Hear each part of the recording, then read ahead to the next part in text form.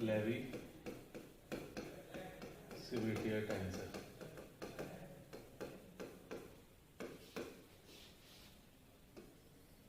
That is also called the alternator tensor or permutation tensor.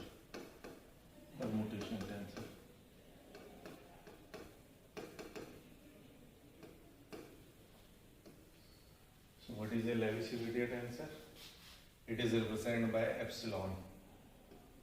In general, it is represented by this I1, I2, I2, and these are the indices. And it will take value from, if in n dimensional, it will take value from 1 to n. So it is generally antisymmetric in all indices. It is antisymmetric in all indices. So epsilon will take value. So just like in 2-dimensional, it has 2 indices. In 3-dimensional, it has 3 indices. Similarly, 4-dimension, 4 indices. So first we are going to discuss in 2D. So in 2D, it is represented by epsilon I and j, where it will take the value of +1 if I and j take value 1 and 2. It will give -1 if I and j take value 2 and 1. Similarly, it will become 0 otherwise, matlab all other value it will take 0 value. So this is the representation. So +1 if ij gives 1 2, -1 if ij will takes 2 1, and 0 for all other value. So it means if in 2 dimension it has 4 components, so epsilon 1 1, epsilon 1 2, epsilon 2 1, epsilon 2 2. Now epsilon 1 1 and 2 2 is become 0 because it is an antisymmetric tensor. So for antisymmetric, diagonal element are 0. So epsilon 1 1, epsilon 2 2 are 0. And it will take the value of 0 and 0 diagonal element, and epsilon 1 2 for 1 and 2 it will give +1, for 2 1 it will give -1 value. So in 2-dimensional it is represented like this way. Similarly in 3-dimension, 4-dimension. So more generally ये tensor जो है वो 3-dimension और 4-dimension में generally use होता है. So now for 3-dimension, so now second in 3-dimension. So in 3-dimensional it is represented by epsilon I, j, k. So epsilon I, j and k. So epsilon I, j, k, it will give +1 if I, j, k take value of even permutation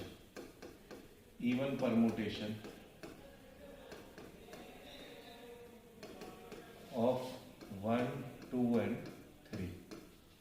So if ijk will take the even permutation of 1, 2 and 3, because I am talking about 3-dimensional.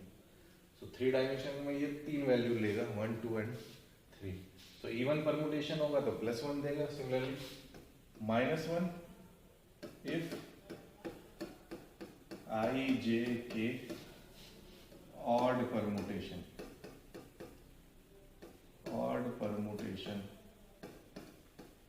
of 1, 2 and 3, and becomes 0 for all other value. So how we represent +1, -1 and 0?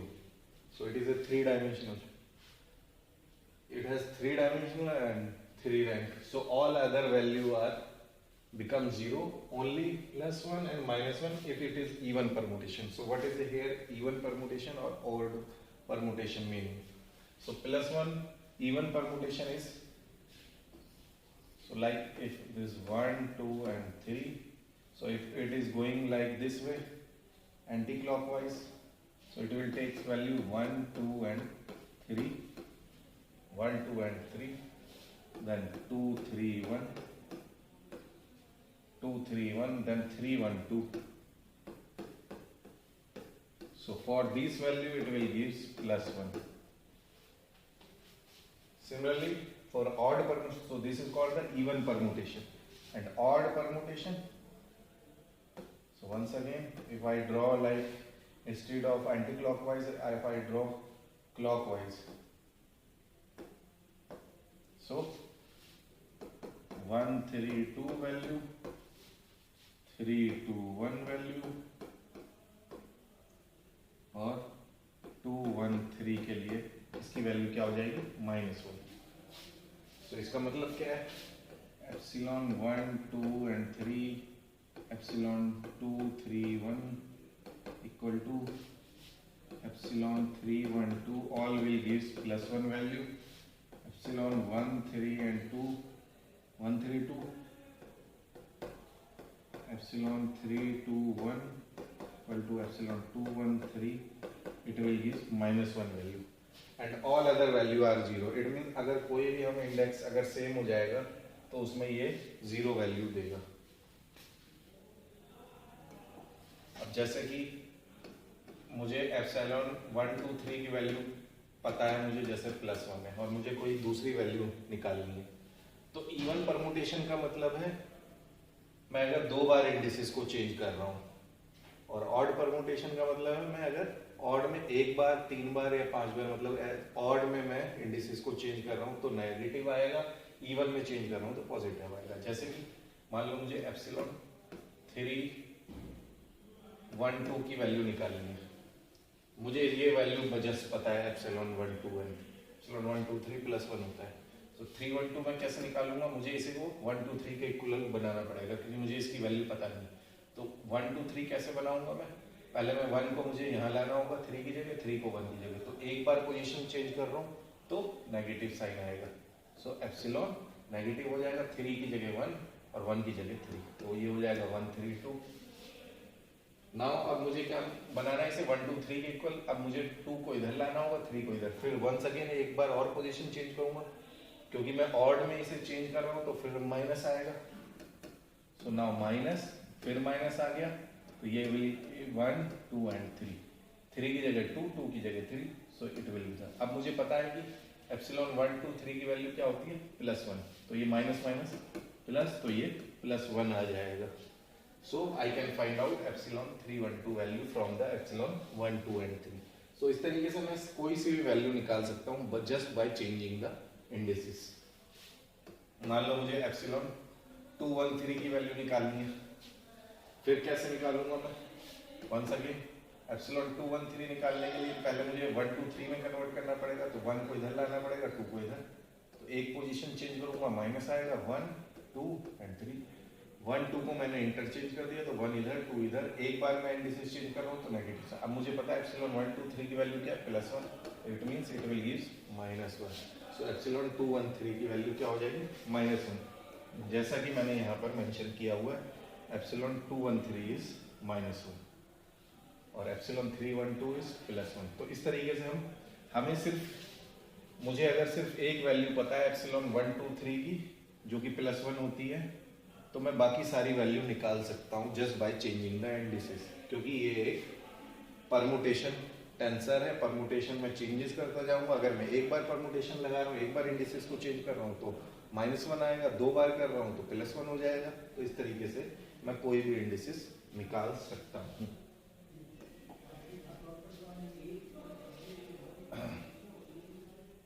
Okay, similarly now in 4 dimension, so next go to the 4 dimension.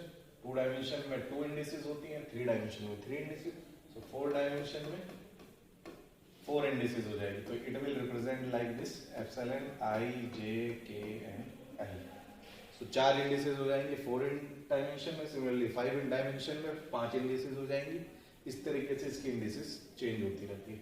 तो वहां पर इसकी value क्या होगी +1 if I, J, K, L is even permutation of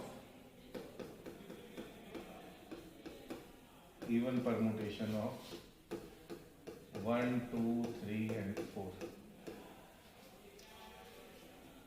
और -1 आएंगे if IJKL is odd permutation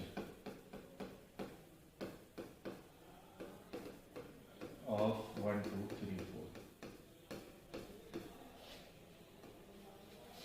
और it will give 0 for all other value. अब कैसे इसकी वैल्यू निकालेंगे? तो वंस अगेन इवन परमुटेशन है, तो once again 1, 2, 3 and 4 it will give +1. So अब मैं कोई सी भी वैल्यू निकाल सकता हूँ. जैसे कि मान लो मुझे एप्सिलॉन 3, 1, 2, 4 की वैल्यू निकालनी है, तो मैं कैसे निकालूंगा? क्योंकि मुझे ये वैल्यू पता है +1 है. अब मैं इसमें ऑड या इवन परमुटेशन जैसे जैसे इंडिसेस चेंज करता रहूंगा वैसे वैसे इसमें वैल्यू -1 आता रहेगा. एक बार इंडिसेस चेंज कर रहा हूँ तो -1. जैसे अगर मुझे इसमें कन्वर्ट करना है 1, 2, 3, 4 में इसकी वैल्यू निकालनी है, तो कैसे निकालेंगे? 1 को मुझे इधर लाना पड़ेगा, 3 इधर आ जाएगा, तो एक बार में माइनस साइन. तो 1, 3, 2 and 4 1 को इधर लिया है, 3 को इधर, तो एक बार चेंज हुआ है तो माइनस का साइन आ गया. अब 1, 2, 3, 4 बनाना है तो 2 इधर आएगा, 3 इधर, वंस अगेन माइनस आ जाएगा, तो माइनस 1, 2, 3, 4 माइनस माइनस प्लस हो जाएगा. तो 1, 2, 3, 4 की वैल्यू क्या आ जाएगी? +1. So 1, 2, 3, 4 has the same value as 3, 1, 2, 4.